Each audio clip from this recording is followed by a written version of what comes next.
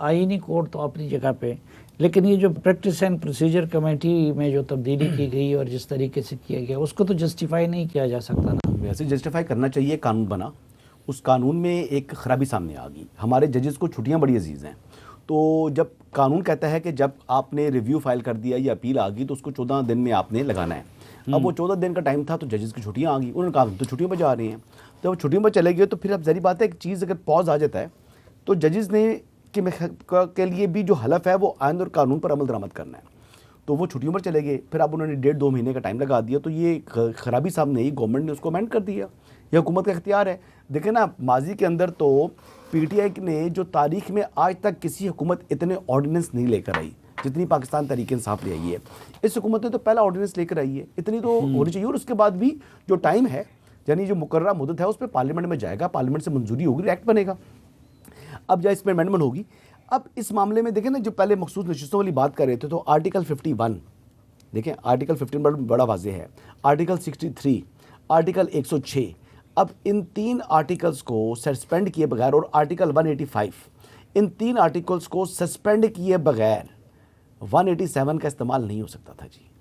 187 का इस्तेमाल supreme court के पास ये कर ही नहीं सकती थी, ये पावर्स एक्सरसाइज नहीं कर सकती थी।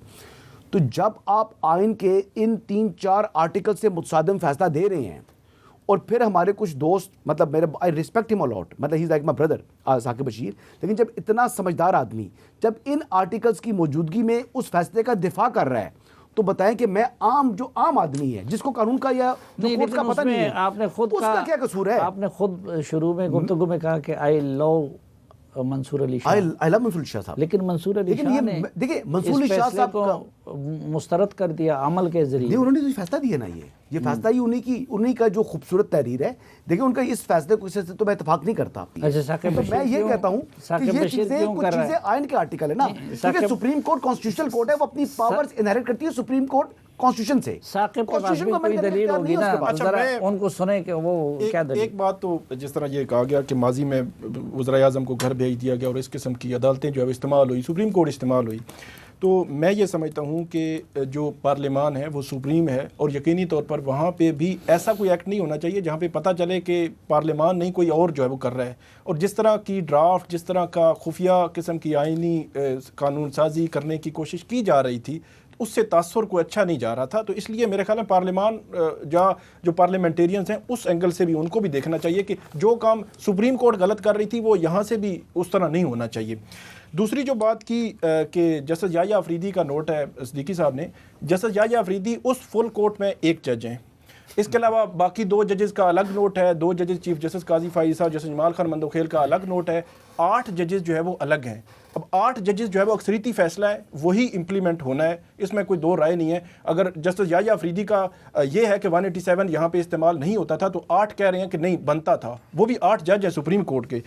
इसके अलावा जो बात की कमेटी के हवाले से, प्रैक्टिस एंड प्रोसीजर कमेटी के, मुझे बड़ी खुशी हुई कि उन्होंने कहा कि आइन और कानून पर अमल दरामद होना चाहिए, कि 12 जुलाई को फैसला आता है मखसूस नशिस्तों के फैसले उसका, 16 जुलाई को मुस्लिम लीग नून और पीपल्स पार्टी नज़रसानी दायर करती हैं, 18 जुलाई को इजलास होता है और चीफ जस्टिस काजी फाइज साहब ये कहते हैं कि इस नज़रसानी को लगाया जाए क्योंकि 14 दिन का बार है।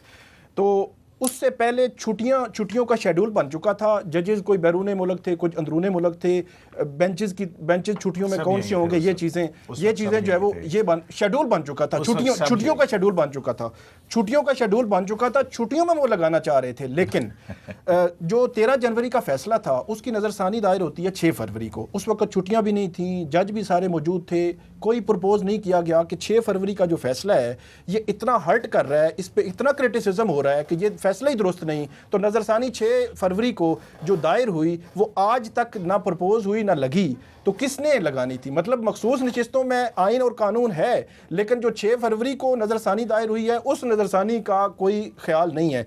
फिर जो ऑर्डिनेंस की बात है, चीफ जस्टिस काजी फाइज साहब का मार्च 2022 का फैसला है कि अगर ऑर्डिनेंस हंगामी सूरत हाल के अलावा अगर गवर्नमेंट जारी करती है तो वो आइन से इनराफ है। और जिस तरह हसन यूब साहब ने कहा कि पीटीआई के दौर में हुए, पीटीआई की नहीं, पीपल्स पार्टी इस तरह नून लीग या पीटीआई, इन हर दौर में ऑर्डिनेंसेस इसी रेशो से ही जारी होते रहे हैं, कुछ के ज्यादा कुछ के ज्यादा। पीटीआई के दौर के अंदर 83 मेरे ख्याल में ऑर्डिनेंसेस आए थे, मतलब इसी तरह ही कोई नून लीग के 70 हुए हैं तो पीपल्स पार्टी ने 75 किए हैं, इनके 83, मतलब इसी तरह ही ऑर्डिनेंस जारी होते रहे। मैं ये बात कर रहा हूँ कि जो जुम्मे के दो ऑर्डिनेंस जारी हुआ, जुमरात को मीटिंग थी, तासुर ये है कि उस वो मीटिंग नहीं हुई, शायद सुप्रीम कोर्ट को कहीं मालूम था कि जुम्मे वाले दिन कुछ होने जा रहा है, और वो फिर हुआ क्या, जुम्मे वाले दिन मुझे इंटरजेक्ट करना पड़ेगा। आप राय, मैं राय दे रहा हूं, मैं तासुर की, मैं एक तासुर, मैं एक फैक्ट क्लियर करना चाह रहा हूं, मैं एक तासुर, मैं एक फैक्ट तासुर, मैं एक तासुर की बात कर रहा हूं, तासुर पे मैं बात कर रहा हूं, और वो तासुर और जो तासुर है कि जुम्मे वाले दिन, मसला ये कि जुम्मे वाले दिन जब फेडरल कैबिनेट से मंजूरी होती है, ऑर्डिनेंस जाता है सदर के पास, सदर जो है वो उस पर दस्तखत करते हैं, वहाँ से गजट नोटिफिकेशन, क्योंकि उसके बाद गजट नोटिफिकेशन होता है, वो होता है, और उसके बाद ये सुप्रीम कोर्ट पहुंचता है, सुप्रीम कोर्ट अमल दरामद करती है, कमेटी में रिकॉन्स्टिट्यूट करती है, जैसे अमीनुद्दीन खान शामिल करते हैं, और उसके बाद कमेटी का इजलास भी बुला लिया जाता है। तो ये 5 घंटे में सारा कुछ हुआ। तो ये जो परसेप्शन है, एक तासुर है, ये तासुर मेरे ख्याल में इम्पैक्ट सुप्रीम कोर्ट पे अच्छा नहीं, चोरी भी है। आप इस परसेप्शन के बारे में आप क्या कहते हैं? देखें, पहली बात ये है कि जो इन्होंने कहा ना कि अचानक से हो गया, जिस जजिस कमेटी के सामने मीटिंग थी वो उसी पुराने प्रैक्टिस एंड प्रोसीजर के तहत थी, और अब तो जो है जस्टिस काजी फईसा का ख़त भी आ गया है जिसका डिनाइल नहीं आया, अभी 4 दिन हो गए हैं, कि जो कमेटी शेड्यूल थी जिस दिन, उस दिन जस्टिस मंसूर अली शाह साहब कि मुझे कोई और कमिटमेंट है कह के और चले गए। मतलब जो आइन और कानून के नीचे उनकी जिम्मेदारी थी वो पूरी नहीं की, और अगर कमेटी की मीटिंग नहीं हो सकी तो वो जस्टिस मंसूर अली शाह साहब की वजह से नहीं हो सकी है। एक तो ये फैक्ट है। एक मिनट भाई मेरे, एक मिनट मेरी जान, 1 मिनट, ठीक है। अब वो जब नहीं हुई, मुझे पता है कि जस्टिस मंसूर अली शाह साहब बहुत अच्छी खेलते हैं, माजी में तो आप जस्टिस मंसूर अच्छा, अली शाह साहब तो नहीं, मैं अभी भी मद्दा हूँ। इतना खूबसूरत 187 का जुरिस्डिक्शन क्रिएट करना बहुत कमाल की बात है। मैं तो ये एक बहुत बड़ी एक जिसको कहते हैं, मैं तो कहता हूँ ये फैसला नहीं है, ये एक मोहब्बत का ताजमहल है, एक शाहकार है, एक तख्लीक है, ठीक है। तो अब उनकी वजह से नहीं हुआ, ठीक हो गया।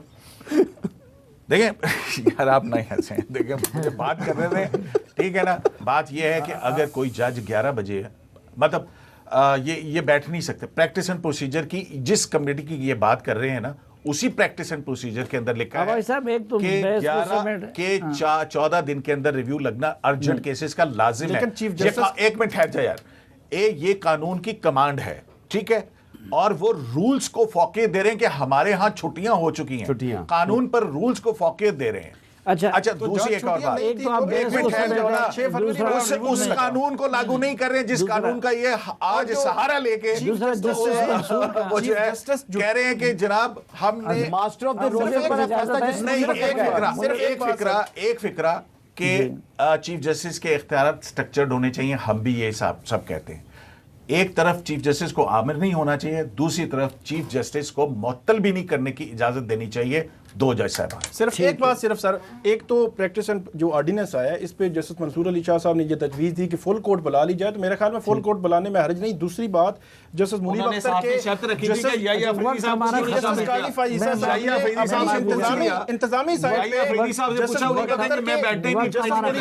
जुडिशियल एक्ट पर सवाल उठाए हैं, वो नहीं उठा सकते। वापस आ जाएं कमेटी के अंदर। वक्त खत्म हो चुका है पहले जहाँ पे जस्टिस मंसूर अली शाह साहब का ये कहना है कि इस ऑर्डिनेंस को आप इंतज़ामी तौर के ऊपर फुल कोर्ट कमेटी में या जुडिशल साइड के ऊपर इसको डिसाइड करें, तो इसके ऊपर भी जस्टिस मंसूर अली साहब का अपना व्यू मौजूद है कि जब सूबाई हाई कोर्ट्स में कोई मामला पेंडिंग हो तो सुप्रीम कोर्ट उस इश्यू को टेकअप नहीं कर सकती, और ये व्यू जस्टिस मंसूर अली शाह साहब दे चुके हैं। ये जो ऑर्डिनेंस है, प्रैक्टिस एंड प्रोसीजर तरमीमी ऑर्डिनेंस, ये बैक वक्त लाहौर हाई कोर्ट में भी चैलेंज है और सिंध हाई कोर्ट में भी चैलेंज है। तो अगर ऐसी सूरत हाल में सुप्रीम कोर्ट इसको इंतज़ामी साइड के ऊपर या जुडिशल साइड के ऊपर टेकअप करती है तो फिर वो व्यू जो ना सिर्फ जस्टिस मंसूर अली शाह साहब का, दीगर जजेस का भी था, तो वो कहाँ जाएगा, ये भी एक क्वेश्चन है। नहीं, और जी अच्छा, मंसूर पेंडिंग साहब- केस के ऊपर 184(3) की जुरिस्डिक्शन नहीं, वो पेंडिंग केस में सिंध हाई कोर्ट और लाहौर हाई कोर्ट कह रहे हैं कि हम उनके इंतजामी मामलात को कैसे मंसूर देखें। साहब का नोटिफिकेशन अभी तक नहीं, क्यों वो नहीं नहीं हुआ? देख सकते तो फिर प्लीज, वो नहीं होगा जी अभी। नहीं, देखिए, जस्टिस फैजी साहब का बहुत पहले हो चुका था, तो मंसूर साहब का अभी तक क्यों नहीं हुआ? इसका मतलब ये नहीं है कि हुकूमत के इरादे ठीक नहीं है। देखिए, कहीं पे भी लॉ में या रूल्स में ये चीज़ लिखी हुई नहीं है कि किसी नए चीफ जस्टिस का नोटिफिकेशन कब होना है। अब कट ऑफ डेट काजी फैज़ ईसा साहब की 25 अक्टूबर है और अभी भी 25 दिन मौजूद हैं, तो इन 25 दिनों में इवन एक दिन पहले भी हो सकता है, 2 दिन भी ठीक। पहले हो सकता है। बहुत शुक्रिया भाई, जनरल आसिम मुनीर का जो है वो अब्बासी समरी साहब, का हसन अयूब साहब, अब्दुल कय्यूम सिद्दीकी साहब और साकिब बशीर साहब हमें वक्त देने के लिए।